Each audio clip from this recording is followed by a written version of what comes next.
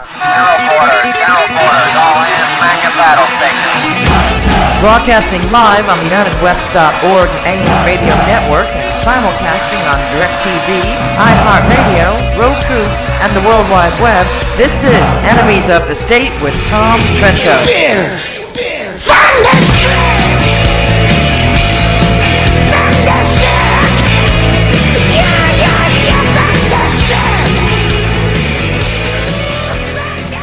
Where were you?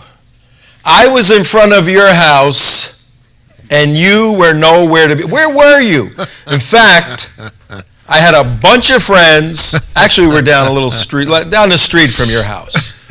I had a bunch of friends, and we were there for your good buddy, Bibi Netanyahu. Where were you? Yeah. Where were you? That's what I want to know. And for your radio audience, I traveled 50,000 miles in the ice and the snow and the rain and the sleet to welcome a world leader. Jewish, I know he's Jewish. You may not be too happy with the Jewish people. But I traveled all that distance. Where were you? Golfing. He just stands there with that goofy smile. What is the deal? He does look a little like Alfred E. Newman. Yeah, look at it. I mean, come on. The guy comes all the way over. People want to kill him, his country. You could have said hello, could have got a cup of coffee, something. Nothing. Nada. Unbelievable. Hey, it's good to be back. And he was talking to Barack Obama for a radio audience. So. He did what? We do have a radio audience, Tom. Oh, yeah, okay. For the radio audience at WSRB, Sunny what? The SBR, I don't even know what the name SBR, Tom. I'm still frozen from Washington, D.C. He's only done a million shows on this station. I outwitted myself. I wore my steel-toed shoes, which I had to take off going through the pre-TSA approved. I am pre-approved. Yeah. You guys pre-approved out there? No, sir. No, I'm sir. pre-approved. No, sir. I'm taking off my shoes. They go, sir, you don't have to take off your shoes. Yeah, I do. No, you don't. Yeah, I do. No, you don't. Yeah, I do. No, you don't. Yeah, I do. They have steel in them. So they go, oh, yeah, you do. So I took them off, and they're good shoes for walking around. I didn't realize that steel conducts freezing temperatures. Talk about a Florida boy. And the extremities, is there a doctor in that? The extremities were frozen. We're going to show you this in a little bit. And my name is Schmucky. Hi. Thank God it wasn't the Schmeckle. That would have been a problem. The extremities were not doing well, particularly the lowest extremities.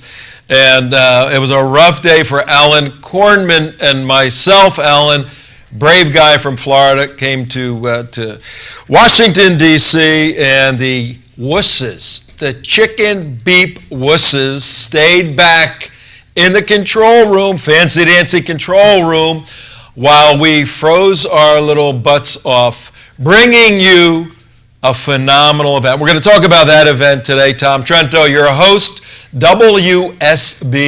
Okay, got it right. WSBR Radio, 740 on the dial, and we're over in Tampa Bay now, folks, on 1010 WH frequency S. Right, high frequency signal, WHFS.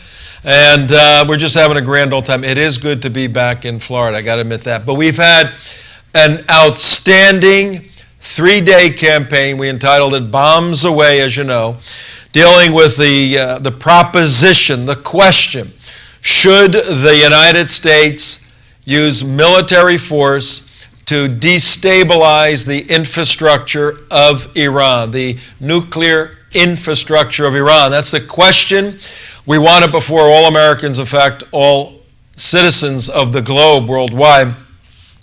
While Benjamin Netanyahu was speaking at the United States Congress, and we successfully raised that issue in a series of very unique shows. We're going to highlight the shows for you. Then in a very comprehensive live stream event where you got to start off your live stream events in Washington, D.C. with a freak show of all freak shows with the Code Pink people. It's always good dealing with them. So we're going to show you the Code Pink people in just a little bit. Okay. We're going to show you bits and pieces of our live stream program. And today's Thursday, the 5th of March. Yes, it is. Monday, Tuesday, Wednesday. We had Monday, Tuesday, Wednesday, 2, 3, 4. That's right. We had three-part series entitled Bombs Away, featuring different people we'll tell you about. But, and then I got a couple of videos we want to show you. We want to show you a video that we stole from the internet and modified it a little bit to give it a modern day We didn't steal feel. anything. We didn't steal anything. Stealing is not the right word. We took it To another level. we took it to another level. Yes, that's what we did. And then for our Jewish brethren and sisterin out there, today's a special day. Yes, it is. Yes, it is. And we have a special boom, ba-boom, ba-boom, ba-boom song for you in a little bit, don't we? Do we?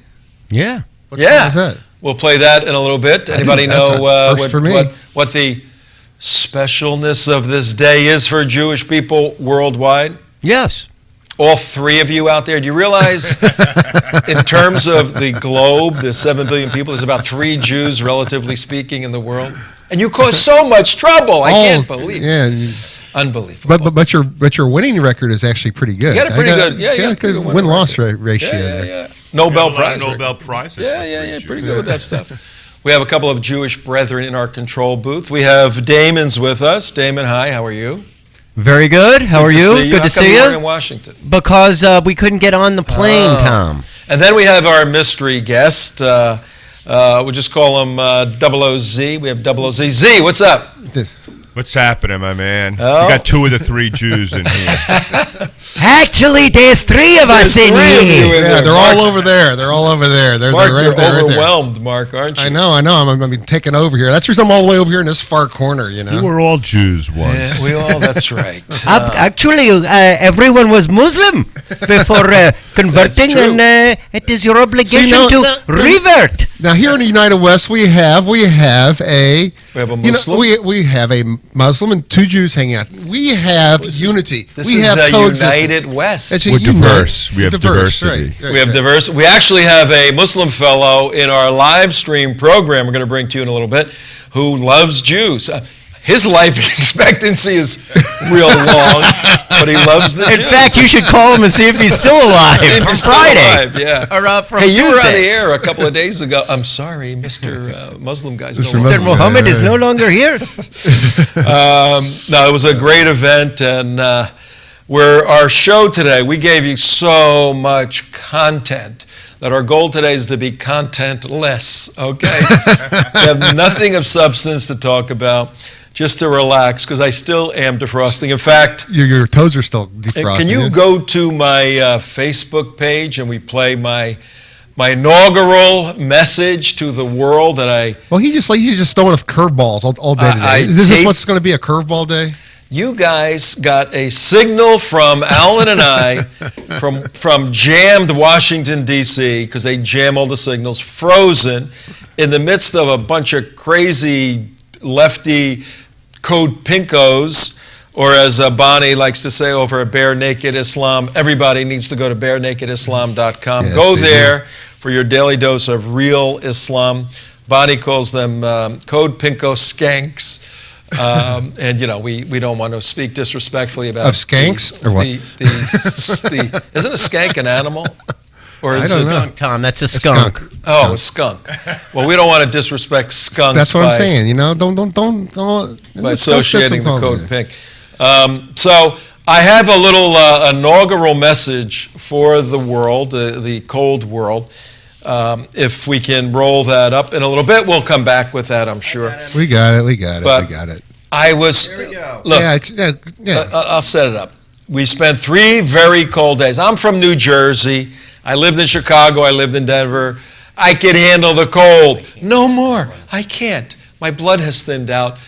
Went up there, 3 hours live streaming. It was freezing. I drove to work today along A1A in And this South is your Florida. unity message for everybody. And here's to my know. message to the world, the cold world, shivering and freezing right now. Take a look. Hey, Tom Trento here, back from a freezing cold Washington, D.C., highly successful campaign to support Prime Minister Benjamin Netanyahu in his speech at Congress and the rally. Did I say Washington, D.C., freezing cold and crazy? Yes. You know why I live in Florida? Just take a look.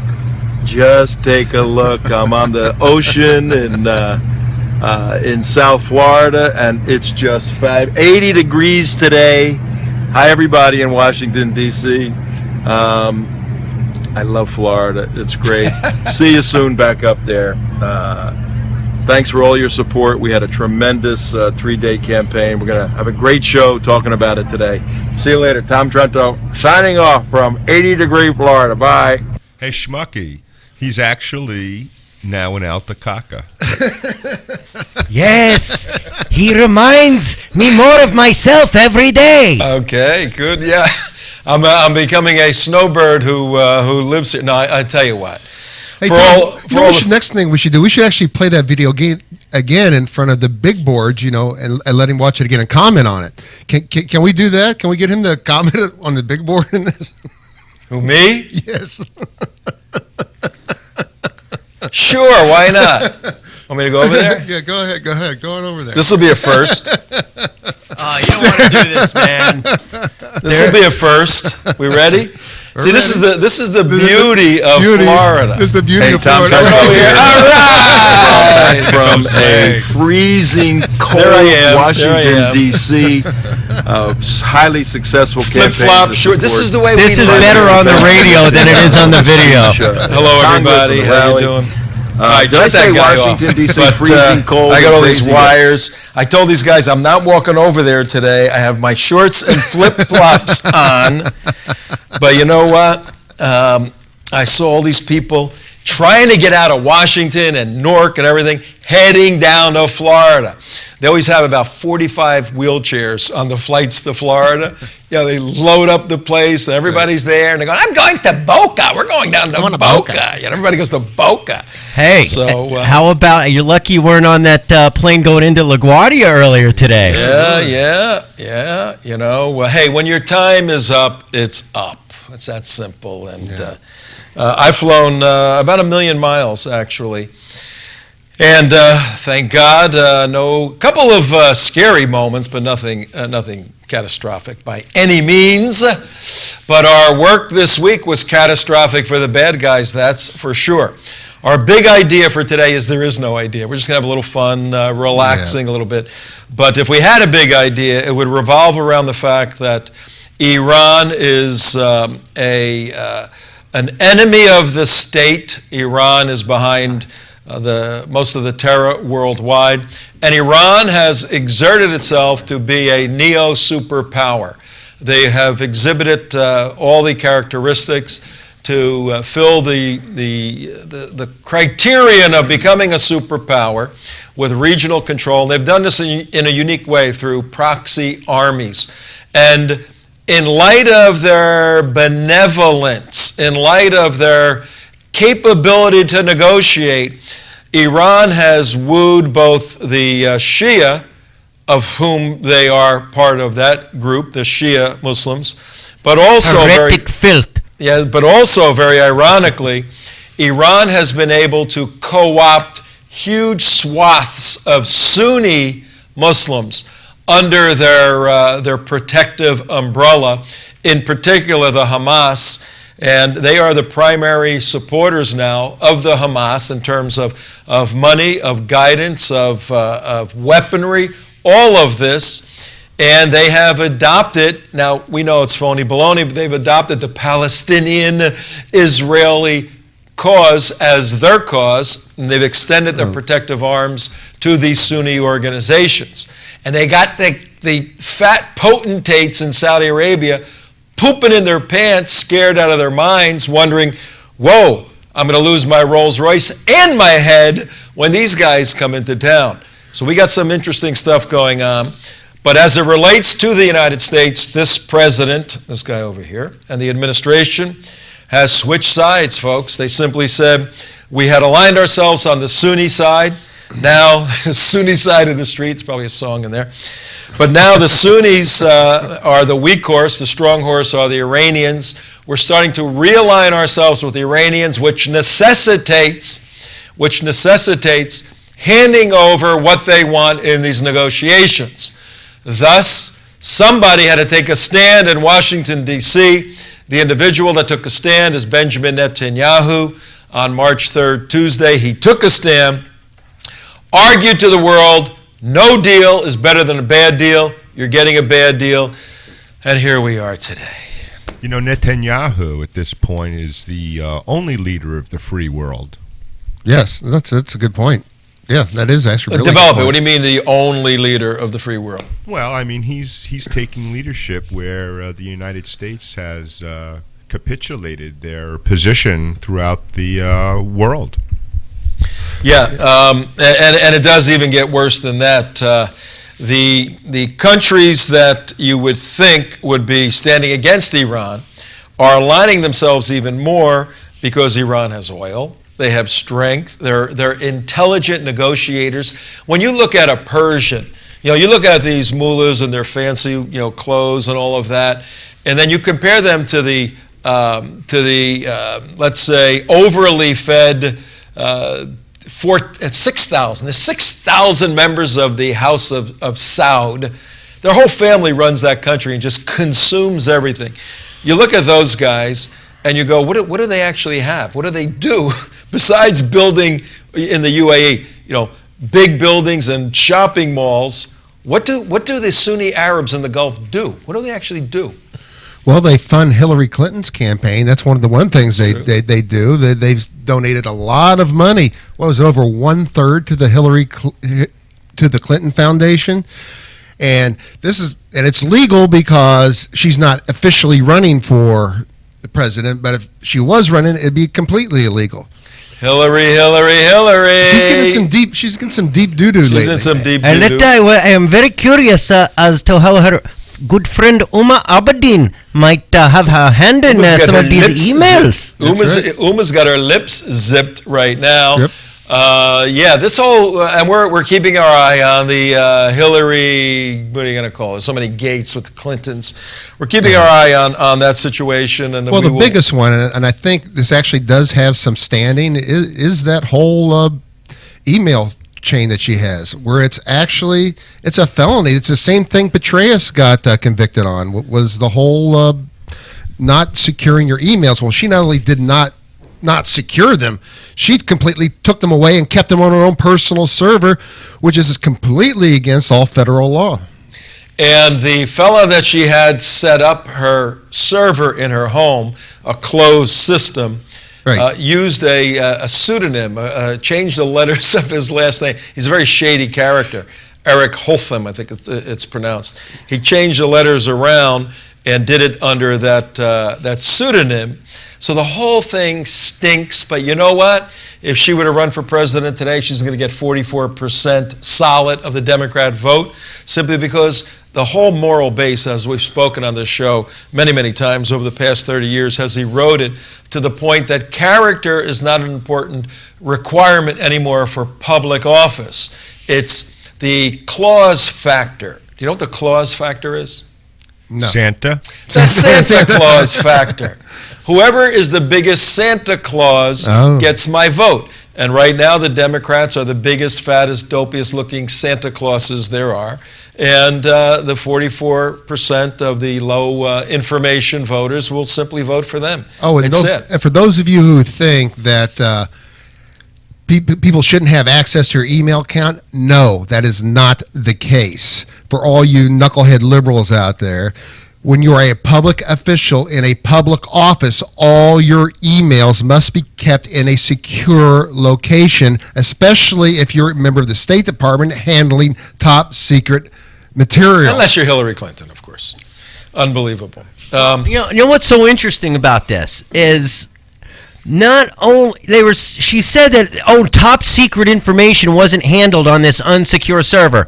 We don't know. What the hell were you doing as Secretary of State for 4 years if you weren't handling top secret information? Exactly. What does that say about your resume? That someone who has the highest clearance in the country in 4 years never handled top secret information? And how is that going to look on her resume? Other servers. That was our other server in the bathroom closet. I want to make a really point about this because this has a lot of legs. It really does. This is a federal felony crime that she's committed here because she not only, if anybody wants to go investigate a person in office like the Congress has the right to do, to go look at anybody who is in public office, says, give me your emails of what happened over this period of time.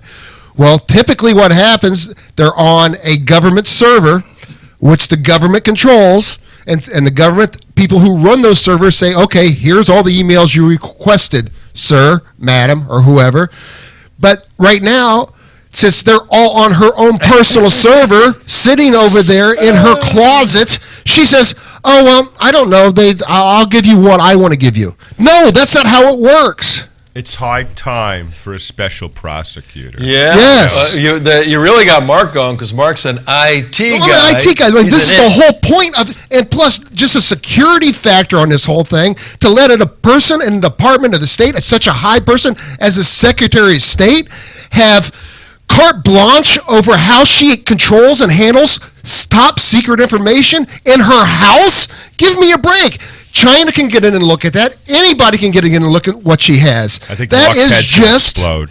I know. Well, I don't know. It just really pees me about this. The maid can get into it. Her maid can come in and turn on her server and get into it. I know. All right, Tom Trento here with an exploding IT guy, Mark J. Campbell. I know. It drives me crazy. And it's 26 minutes after the hour. 26 minutes after 4 o'clock on the east coast of Florida, 5 March 2015.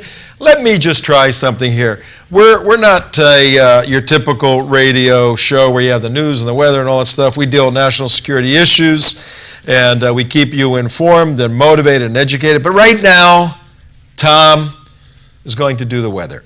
Okay? Okay. Let's start over here. I have some of these cities that we go to on my phone. I have Tel Aviv right here. Anybody know the weather in Tel Aviv right now without looking?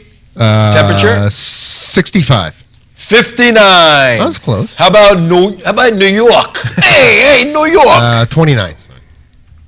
40. 25 in New York with little snowflakes falling. How And about, airplanes. I will save that one. Chicago. I lived in Chicago. Damon, you lived in Chicago. I lived there for 9 years. Chicken in a car can't go. That's how you spell Chicago. Did you know that one? No. I did not. Chicken in a car can't go. That's how you spell Chicago. I have no idea what you're talking about. I know. What's the temperature in Chicago right now? 20. Nah, it's 24. Can you see it? 18. 18. All right, let's go I to don't miss that at sunny all. Los Angeles, 70. 70 How about and Mexican. my hometown, 21 degrees in Newark, rolled All at right. 21. Washington, where we just came from. Ooh, it's a blustery 32 and snowing. Play my intro video again. And Philadelphia, 27. Orlando. Orlando's just, So is there a point to all this, or are you just being a weatherman? Jerusalem, 54. Amsterdam, we go there, 43. I don't want to do that one. Let's do this one. Lake Worth, Florida, West Palm Beach, close to where we are. 81. 82 degrees. Okay, we just did the weather. Somebody did the traffic. It's there's traffic out there, Tom. What a waste of time, all that stuff. And we can tell you good information, you know? There's cars on the road. I Tom. guaranteed there is going to be a backup on southbound 95 around And Glades at Road, 5 give or take a few miles. And at 5 o'clock, it's really going to start getting heavier. That's right. Somewhere on I-95, I don't want to say a Haitian driver by any means. But a Haitian driver will be exiting I-95 from the middle lane. Not that the Just Haitian be careful folks on aren't that good one. drivers. It will Slamming happen. on their brakes to get rear-ended. That's with their left blinker on. The left blinker on. We have some unique peculiarities. If you go to Los Angeles, the Asian drivers may not handle the automobiles as well as others. You're just digging holes. Oh, you're racist. Trento, you're racist. Racist pig. It's just Oh, my God. observations. You're a racist observations. pig. Oh, my Observations. But yes, there will be a backup on I-95 somewhere in Palm Beach, Broward, or Dade County for about 3 hours today. All right. What we need to do right now, 29 minutes after, on this, our transitional day coming back from Washington, D.C., we are elated over a very successful 3 days of communicating extremely serious information to the world in a variety of modalities. We produced shows before we left. On Monday of last week, we had Dr. Matt Koenig speaking about his book, A Time to Attack. On Tuesday, a briefing led by Frank Gaffney, Center for Security Policy folks on Iran. And then Wednesday, our dear friend, great American hero, Admiral Ace Lyons, talking about striking Iran now. We provided those 3 hours. If you want to learn something about the Iranian issue, you go back to our archives. YouTube.com/The United West. You watch March 2nd, 3rd, and 4th. Those 3 shows, a 3-part series entitled Bombs Way. You'll learn more about... Don't forget that one, we're going to play that one in a moment. Okay. You'll learn more about the nuclear issue in 3 hours than you would if you took a course in this. You'll know more about it than John Kerry. You actually will. And I asked Matt Krainig, professor at Georgetown, I said, Matt, help our viewers and listeners understand how to make an atomic bomb. Right. And he did. He told us how to do it. So you too can become a global threatening terrorist by watching our show. And we even have graphics to show you how. Yeah, we put all that together, made it easy for you. Just go get some yellow cake and start... mix in some fluorine and then put it in a little tube and then separate it in a canister, spin it really Mark fast. started making a centrifuge the other day. I was making centrifuges, man. I'm halfway there. I'm up to 5%, 6% right now. Now, all of this, very important point at 31 minutes, all of this is to say that we have Persians, the nation of Persia that wants to kill Jews. Wow, that's a new idea. Wow. Or is it? Did you hear what I just said? As a Jew, I can tell you, it is not shocking in the least bit. We have Persians today, Iran, yes, that want to kill Jews. When did that ever happen? That's only 1,400 years old, Trento. Hang on. We have Persians that want to kill Jews. Oh, what's today? Hang on. Where's Queen Esther when you need her? Yeah, where's Esther when you need her? Right? What am I going to do with these guys? Hey. I'm dramatically introducing a song video. Okay. You want to go? Oh, there it is. I'll go back to the beginning. Okay. Quiet on the set. We have Persians who want to kill Jews. Oh, that's a novel idea. That's something new. Or is it? See, that was a dramatic pause. Or is it? Maybe that's occurred in time gone by. And just maybe the Persians were not successful in times gone by. And just maybe, this day in history is a day to celebrate the fact in the Jewish world. No, it's not really the time to celebrate it just yet. Sometime this day is the time. It'll be there in a second. It'll be there in a second. Sometime this day is the time to celebrate the fact. It could be this day. Sometime this day is to celebrate the fact that the Persians were not successful in the past. There you go. Will they be in the future? Check it out.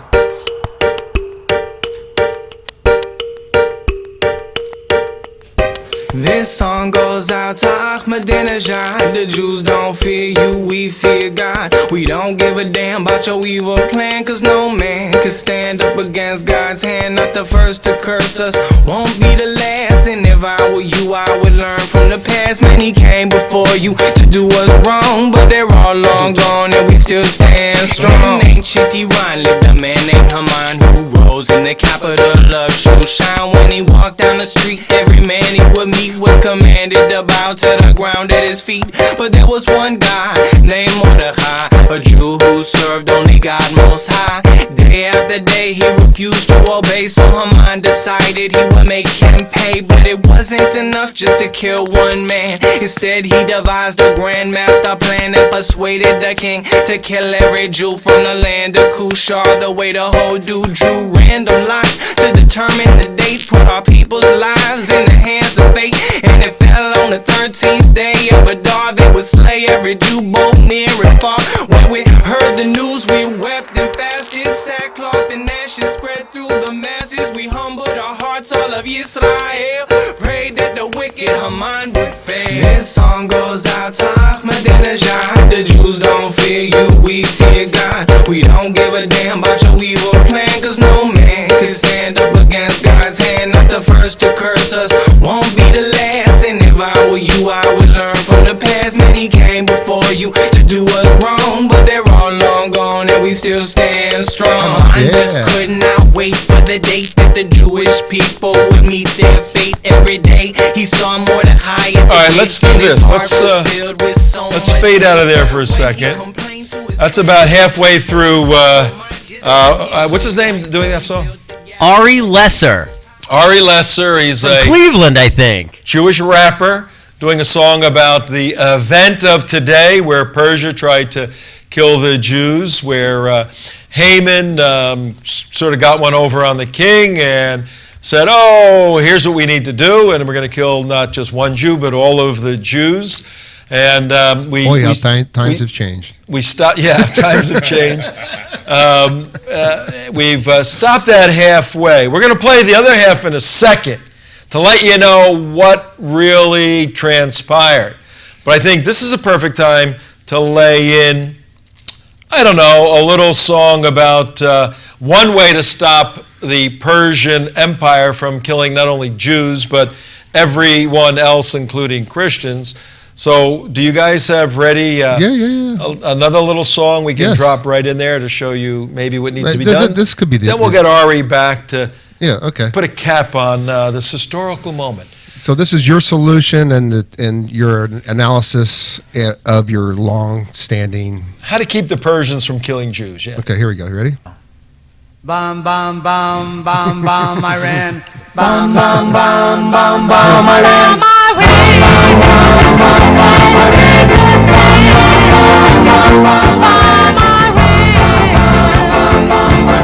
My country's got a feeling really hit the ceiling. Bam, Iran. Bam, bam, bam, bam, Iran. Went to a mosque, gonna throw some rocks. Tell the Ayatollah, gonna put you in a box. Bam, Iran. Bam, bam, bam, bam, bam, bam, Iran. My country's got a feeling really hit the ceiling. Bam, Iran. Bam, bam, bam, bam, Iran. Old Uncle Sam's getting pretty hot. Time to turn Iran into a fucking yacht. Bam, Iran. Bam, bam, bam, bam, Iran. Bam, bam, Iran. My country's got a feeling really hit the ceiling. Bam, Iran. Bam, bam, bam, bam, Iran. Everybody sing it. Volunteers, call the volunteers. Get your ass in here. Bam, Iran. Bum, bum, bum, bum, Iran. Bum, bum, bum, bum, Iran. My country's got a feeling really hit the ceiling. Bam, Iran. Bum, bum, bum, Bum, Iran.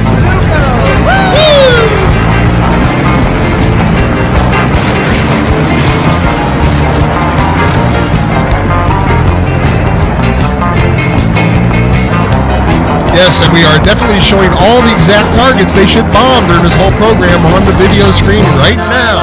To cut up their supplies, get our hands in ties, and bring them back alive. Bam, Iran. Bam, bam, bam, bam, Iran. Our country's got a feeling really hit the ceiling. Bam, Iran. Bam, bam, bam, bam, Iran. Bam, bam, bam, bam, Iran. Bam, bam, bam, bam, bam, Iran.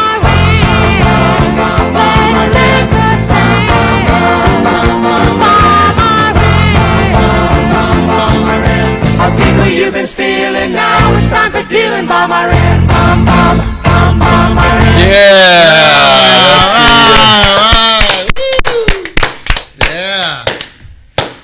As a Muslim, I must agree with that as well. Well, you like that, you Sunni I guys love like that idea. All right, people out there right now, 39 minutes after the hour, 39 minutes after 4 o'clock, here on the southeast part of Florida, and over in the central west over in Tampa Bay. Can we say hello to our good friends over in Tampa? No, not yet. We will. By the way, just for that people who think this is a brand new song that just came out, for those who are below the age of 40, I guess, is that's actually an old song which was written after what year, Tom? 1980. It was written right after 1979. During the hostage takeover crisis. Remember they captured all the hostages? Well, immediately came out, they wrote the Bam, Iran song. They could not write that song today, by the way. No, that would not pass any censor anywhere. You would think Vince Vance and the Valiants, by the way. Give Yeah, musical Vince- credit. Vince Vance and the Valiants. Vince Thank you. Vance and the Valiants wrote that in 1980, It's actually VinceVance.com. basically as a parody, mocking, but with an important point, the new takeover of the Ayatollahs of Iran, and we took it, and Mark laid out these beautiful graphics. You got to go to our website. Now go to the YouTube channel, youtube.com/The United West, and look at Bomb Iran. The musical. We put the musical. It's Bomb Iran, the musical. Too bad the peanut farmer didn't take their I know, advice. yeah, the Navy nuclear engineer. The new graphics that are updated to underscore the three-part series we did. See, there's a rhyme to our irrationality here. The three-part series made a cogent and comprehensive argument that it's time for the United States to bomb the nuclear infrastructure of Iran, at least 4 of its primary sites. Well, this song, Bomb Iran the Musical, brings all of that visually into play and solidifies the concept with the cute little ditty. Bomb, Yeah. bomb, bomb, bomb, my Well, I man. got a question for you. We were bringing this up the other day, Tom. Is the rationale for our argument is, would you give Charles Manson a gun? Thank you, Charles Manson. No, I would not give Charles Manson a gun. Would you give Charles Manson a Uzi? No. Would you give him a howitzer or a naval ship to fire onto land? Would you give him that? No, no, no. Then please tell me why you would give a genocidal maniac country a nuclear weapon. Well, the argument is, and I agree, the argument is, and some very astute people, Bob Baer, one of them, former CIA operative for many years, written a book, The Enemy We Know, the new superpower Iran. He makes the argument that the Iranians are not diabolical, they're not irrational, in fact, they're more rational than the Sunnis. This is his argument. On what planet is he living on? Well, this is a guy who lived for 25 years in the Middle East, speaks Arabic, all of this, and has dealt with both sides. This is the other argument that if we're gonna put forward, as we are, an argument that Iran is one place, we have to answer these guys on the other side. Would you give Hitler a nuclear weapon? And he's very good. I mean, he makes some strong arguments. But when you read the book and start dissecting it, you can see where portions fall. But I just finished reading his book, The Enemy We Know, and it is the playbook for the Obama administration. They are using it as a playbook to switch regional partners from the Sunni side to the Shia side, to align themselves with Iran, and to now make concessions on the nuclear side so that they can garner the support of Iran in fighting Islamic jihadis who may be on the Sunni side, like the Islamic State. Well, help me understand, being a devil's advocate here, Tom. Help me understand how when daily, every day, at Friday prayers, throughout the speakers, every leader inside Iran... Mut America! Those guys? Yes, the ones that say death to America. Also the ones that tweet out, death to Israel and genocide. They want to kill. How does this guy explain that? Well, I will do that, but I'm putting some pieces of the puzzle together here for our viewing and listening audience. We played a little bit of Ari's Purim music, his little rap there, and we introduced the particular event of today, which is the celebration of Purim for Jewish people worldwide. Purim, P-U-R-I-M. Purim means, anybody know what it means? Purim? No, Purim means lots, L-O-T-S. Gambling. Did someone say locks? No locks, schmucky. Lots. L-O-T-S. And Purim's just another name for, Hebrew name for lots, for gambling. And lots were used quite a bit as a way of selecting and choosing in the Hebrew Bible. And they were used in the book of Esther, which is the story of that we're talking about, the story of Purim with Esther and Mordecai. I will give you just a quick overview of the book of Esther, very short book, only book in the Bible and I'm including the New It's Testament. the only book in the Bible? New Testament and the Hebrew Bible. Jews don't like saying Old Testament. It's not the Old Testament, it's our Testament. Okay, the Hebrew Bible and my book, the New Testament. The book of Esther is the only book in the Bible that does not have the word what? God. God. The word God is not in it for some interesting reasons. But let me give you an overview of the book of Esther. And not only are we doing this because we're recognizing the celebration of Purim today, but in a sense, more importantly, we're looking at the national security component of this, where 2,500 years ago, around almost 500 BC, 470 BC, was the time frame for the events of Purim, so about 2,500 years ago. We're looking at Persia wanting to kill Jews 2,500 years ago and wanting to do it right now. So we're making that point in who put this together? How did these things come together? We just come back from 3 full days where the leader of the Jews comes to America to say the Persians are trying to kill us, and today's Purim.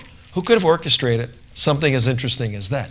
Listen as I just go over quickly the book of Esther. Chapters 1 and 2, Esther becomes the queen to Ahasuerus of Persia. So Esther is just a lady floating around through a series of very bizarre events, becomes the queen of Persia.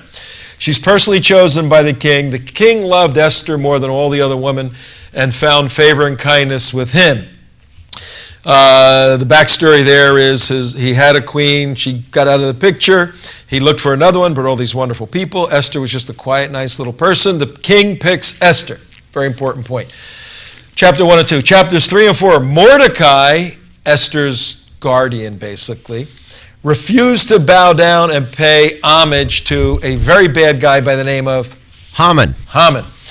He was in the king's court, and he was like the right-hand man to King Ahasuerus. He was just a bad guy, and he was starting to finagle to figure out how to get rid of Mordecai and like all the Jews. So Mordecai, the father figure, if you will, of Esther, refused to listen to Haman and bow down to him. Haman became infuriated at Mordecai and then begins to plot to destroy all the Jews in the kingdom of Persia because Haman had too much pride.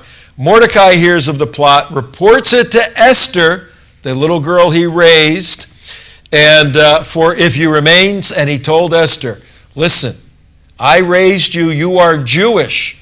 You are the queen of the king of this empire. The king's right-hand man wants to kill me, your guardian, and all the other Jews.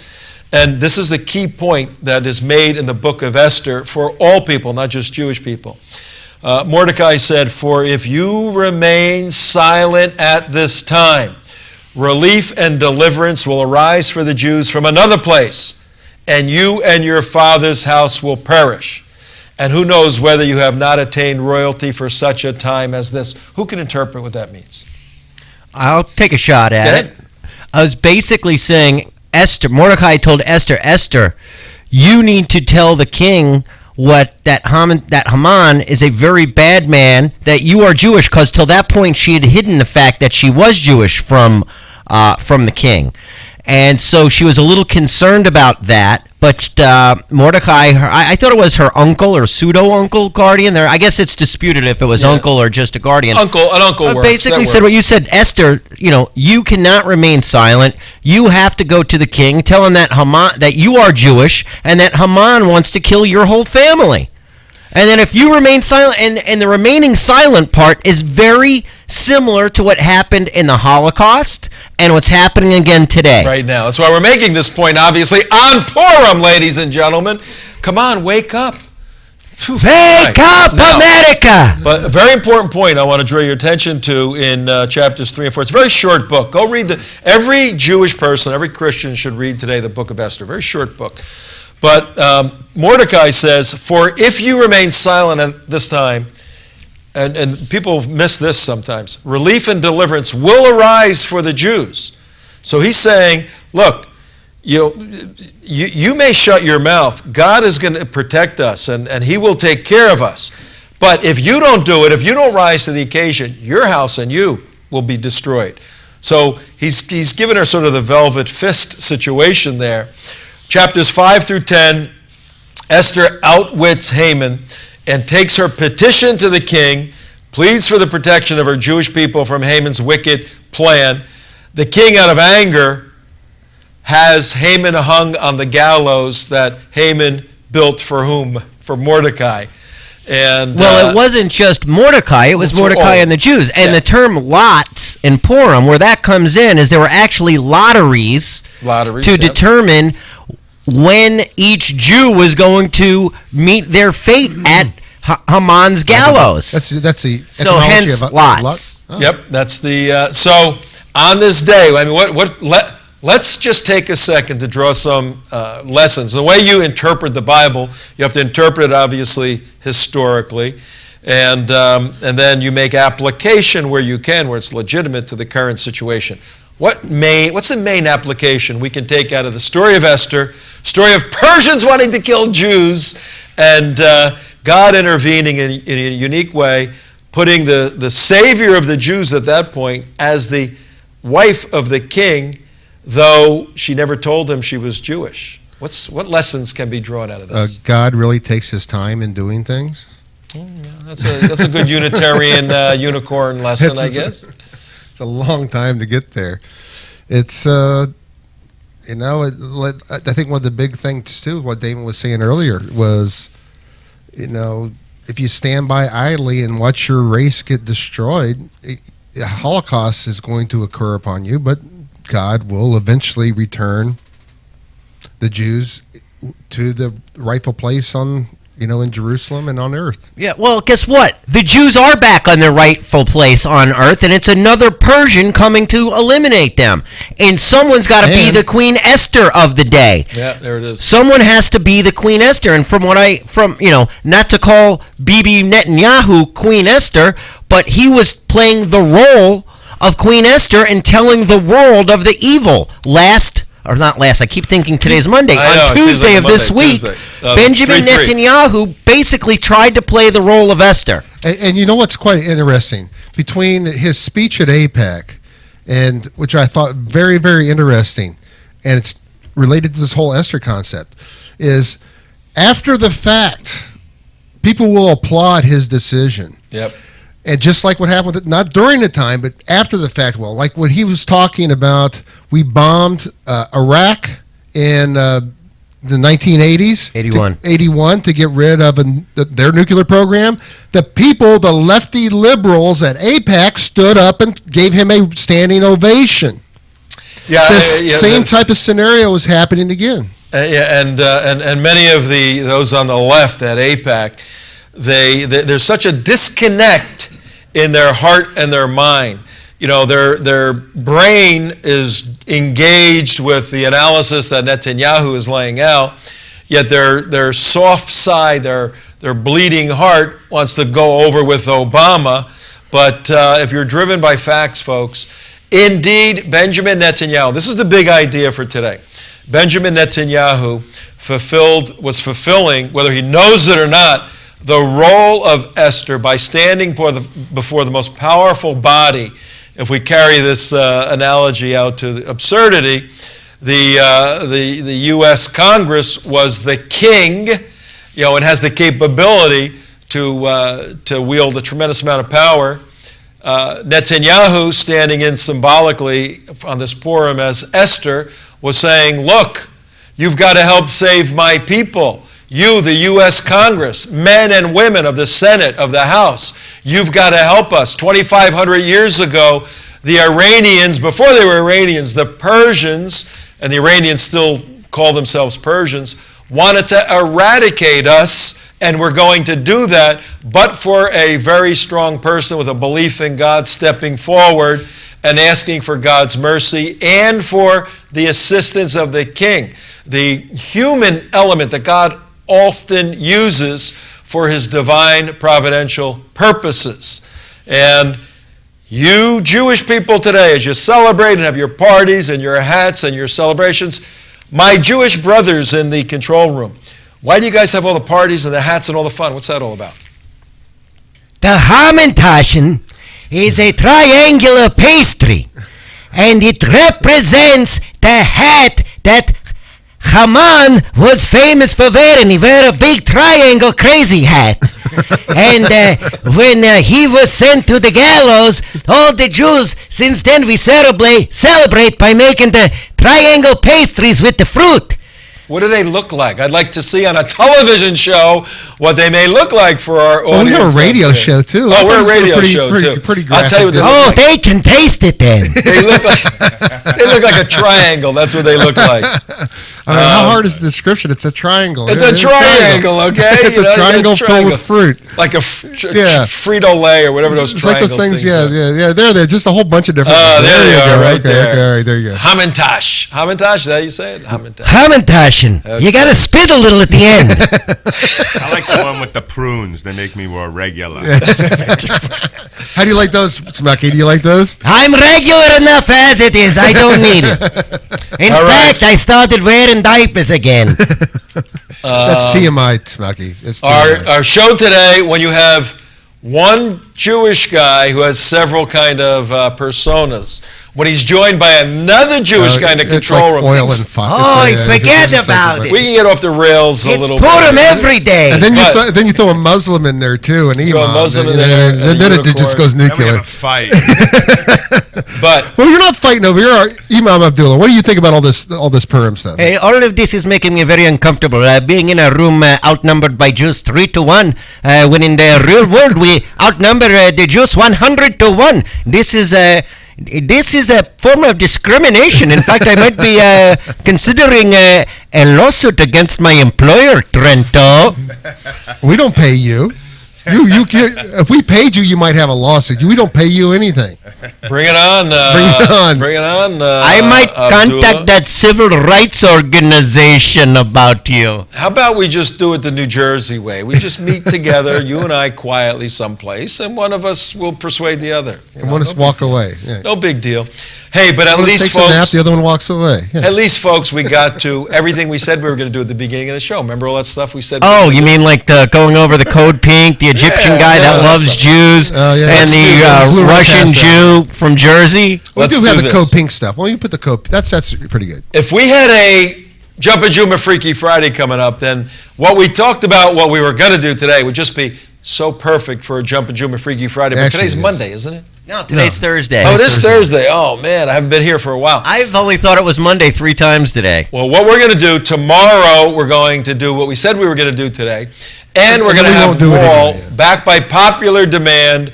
Wall will be with us tomorrow. Remember Wall? What are you in such a hurry for? You're lucky you're trying to get out of Dodge. Who, him? No, you. Oh, no, you. I see the clock. Oh, well, you're I have stuff in my mind. I did have a phenomenal close that just got blown. That just got blown. But maybe I can edit in my head. You know what I did this morning? I was filling up the car with gas, and I wanted to keep my mind sharp. So I saw how long it took, how many seconds it took to put 1 gallon in. And I estimated by looking at the gauge how many gallons were left, and I quickly calculated how many seconds that would be, and I started counting off 96 seconds to see if I would hit the thing stopping. And it went to 105. It was 104. It was very close. That's amazing, Tom. All of that in about 4 seconds. That's really amazing story, Tom. So, what am I doing here today? That was the close. That was the great close. That's a great close. Yeah, I think we can edit that. Yeah, we can edit that out. Hey, Doc, brain freeze? Does I thought you were wearing steel-toed boots, not a steel hat. In any event, tomorrow we have Wall, who was the spokesperson for Defenders of Liberty. Let's give a shout out to those guys. They did a phenomenal job. They were the organizers of the rally, and the rally had a couple hundred people there. It was great. It was a brotherhood, a sisterhood, really tremendously unified people of all faiths, religions, all of that. Very, very cool. We'll also have an update from Israel tomorrow on the Israel elections. We just got some word today that it's looking close. Netanyahu did not really get a big bump or anything out of this presentation. To speak before Congress. Well, you mean close on the one side or close on the Bibi side? No. It's close means it's tied. It's close both ways. Yeah, so No, I mean, there's like a 1 or 2 point advantage somewhere. we're going to find out tomorrow. I'm just introducing it. We're going to find out tomorrow. So we'll have a Skyped-in guest from Israel giving us an up-to-date report. It's only, what's today, 12 days away before the election. We'll have Wall, and we will go through our event because it was very, very important on tomorrow, Jumpin' Juma Freaky Friday. But right now, it's time. Happy Purim, everybody. It's time for us to you say may take it out in goodbye. that See you, song bye. or what? We can do that. Oh, Yeah, we let's never get finish to the song. finish Ari's song. Finish the song. Yeah, here, we'll play. We'll take it out on this song here. It could have been the close, but there we go. She replied, this wicked Haman is the man. He trembled in terror, he lost control. He begged Queen Esther to spare his soul, but the king decided Haman must die on the gallows that he had made for Mordecai. This song goes out to Ahmadinejad. The Jews don't fear you, we fear God. We don't give a damn about your evil plan.